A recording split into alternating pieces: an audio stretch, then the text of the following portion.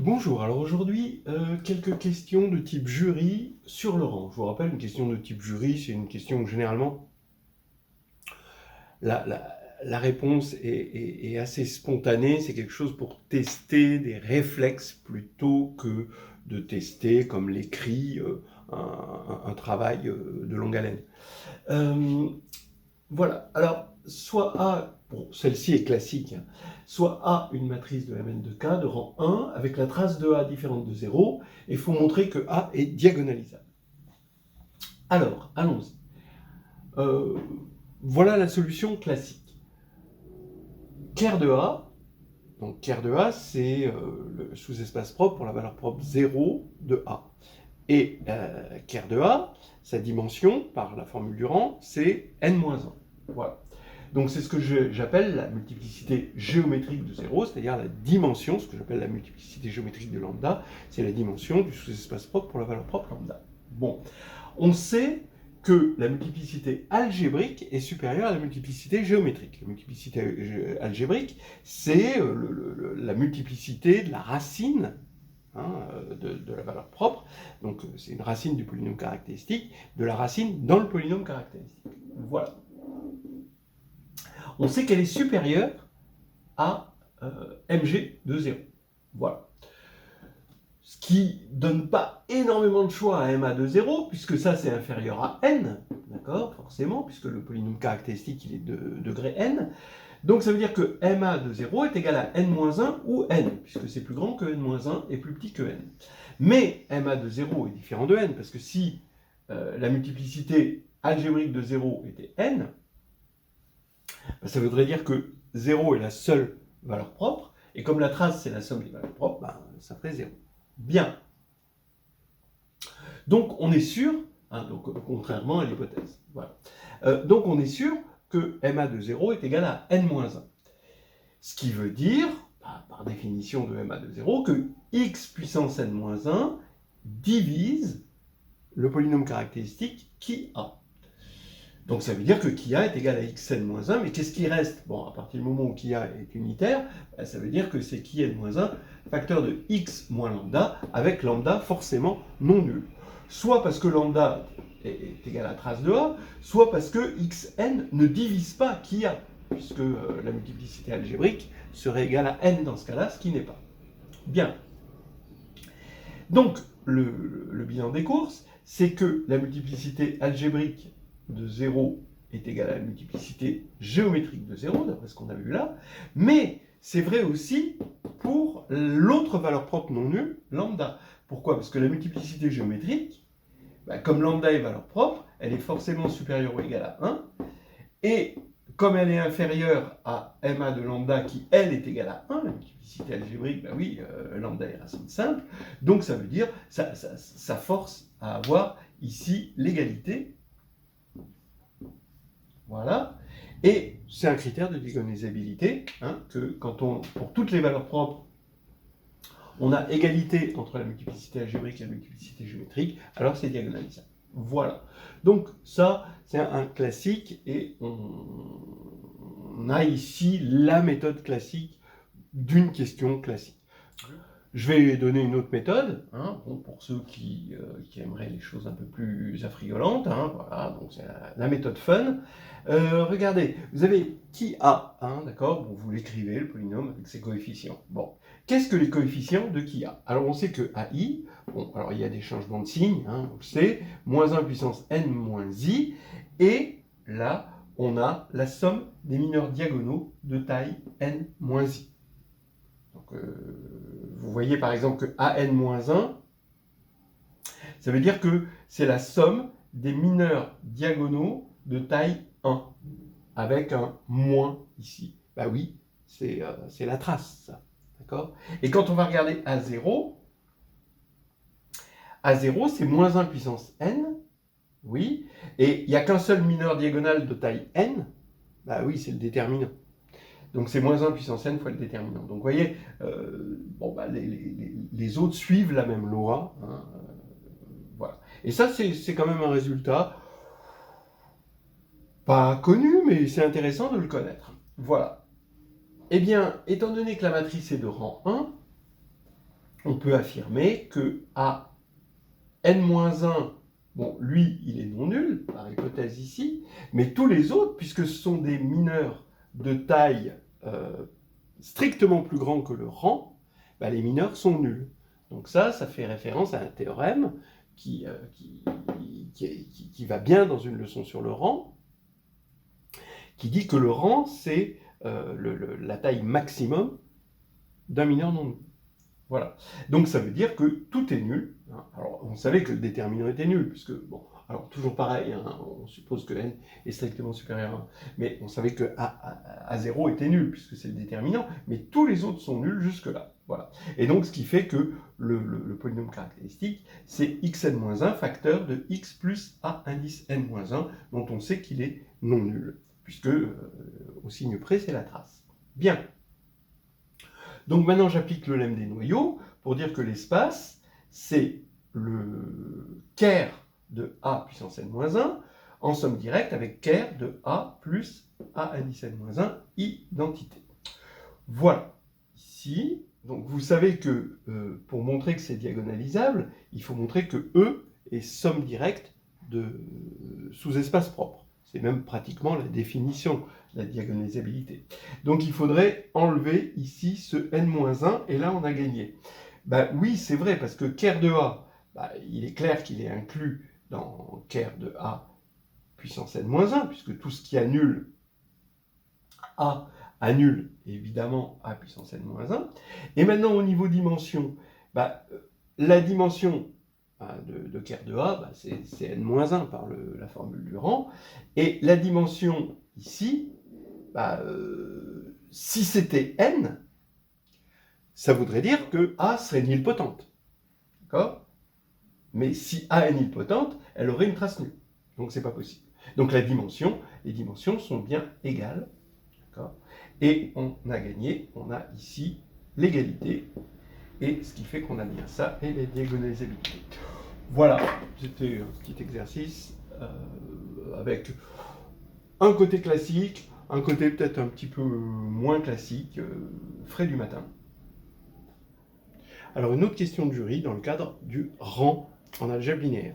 Alors, soit A, une matrice de Mn de K, où K c'est un corps, L une extension de K, donc K est un sous-corps du corps L. Alors on considère les polynômes minimaux mu à K et mu à L. Alors évidemment, il n'y a pas de raison qu'ils soient égaux. Par définition, lui, ça va être le polynôme donc unitaire, hein, minimal pour la divisibilité, parmi les polynômes de K de x qui annulent A. Et ça, c'est parmi les polynômes de L de x hein, qui annulent A. Alors évidemment, il y a beaucoup plus de polynômes là, ici, que là. D'accord, il y en a plus et il y a une inclusion, évidemment. Hein. Donc, il faut montrer qu'ils sont égaux, que ces deux polynômes sont égaux. Voilà, donc ça c'est une question assez classique qu'on peut poser aussi dans le cadre de l'écrit. Et la clé du problème réside dans le rang. Voilà.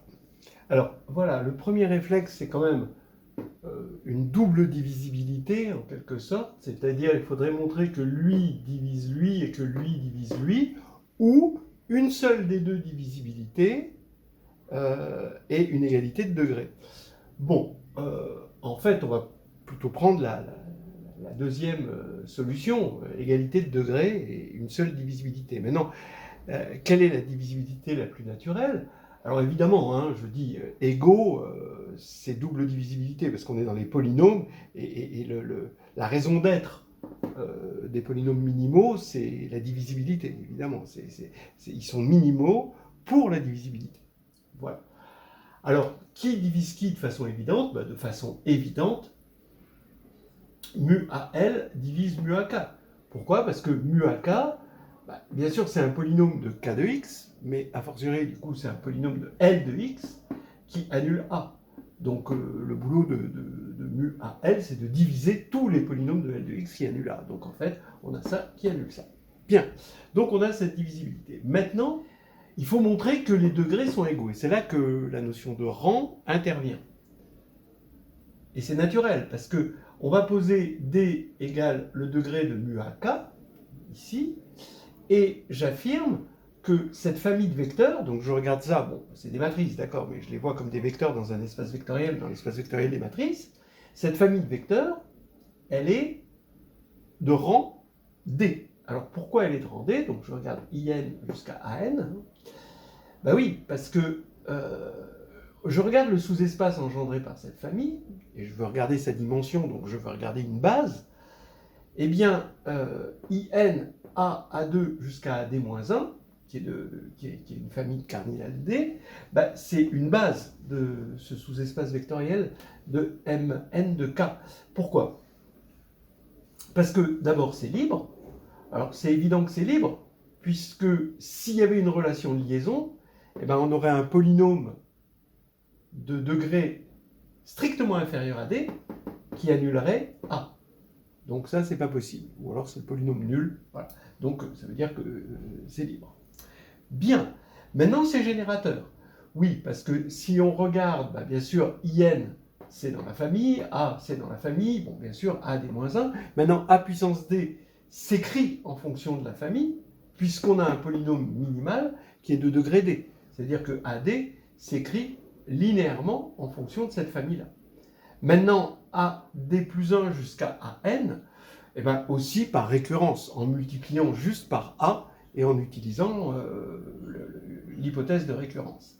Bien, donc ça, bon, ça peut se dire facilement, même si à l'écrit, si c'était une question d'écrit, il faudrait faire la récurrence proprement. Donc finalement, on a établi que cette famille est de rang D sur K. Mais maintenant, elle est donc de rang D sur L aussi. Alors pourquoi? Alors ça, c'est quelque chose de particulier. J'affirme que le rang d'une famille de vecteurs est invariant par extension. Effectivement, vous prenez une famille de vecteurs, là, V1 jusqu'à Vn. Bon, voilà. Ils sont dans un espace vectoriel, dans une base k puissance n. Donc comme ici, hein, on a une base. Bon, là c'est k puissance n2, hein, mais on est dans une base canonique, donc on peut plonger, en fait, k puissance n dans L puissance n, de la même manière qu'on peut plonger Mn de k dans Mn de L. Bien.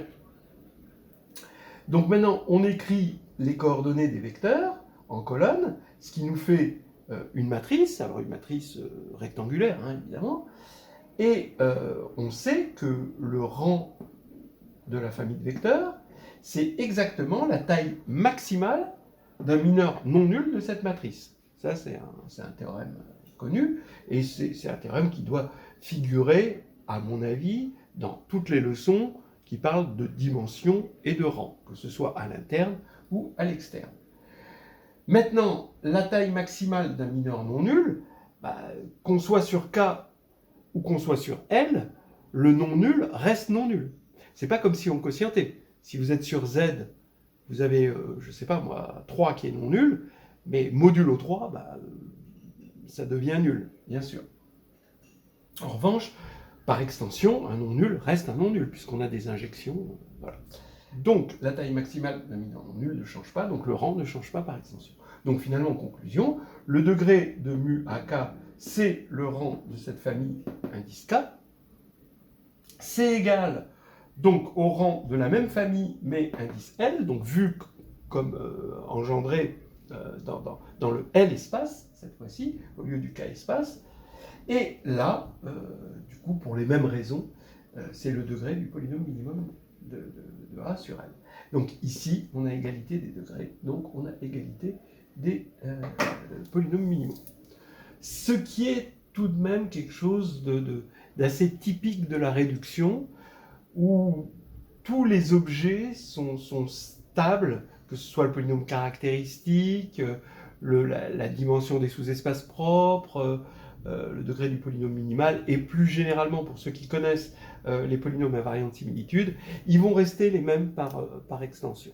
Voilà, donc c'est quelque chose d'assez sympathique finalement, parce qu'on avait l'impression dans la réduction au départ que les choses allaient dépendre drastiquement du corps, parce que selon s'il est algébriquement clos ou s'il est très très peu algébriquement clos, vous voyez comme Q, eh bien il va y avoir plus ou moins des valeurs propres, ça c'est vrai que les valeurs propres, il va y en avoir plus ou moins, mais en fait, les matrices semblables en haut restent semblables en bas.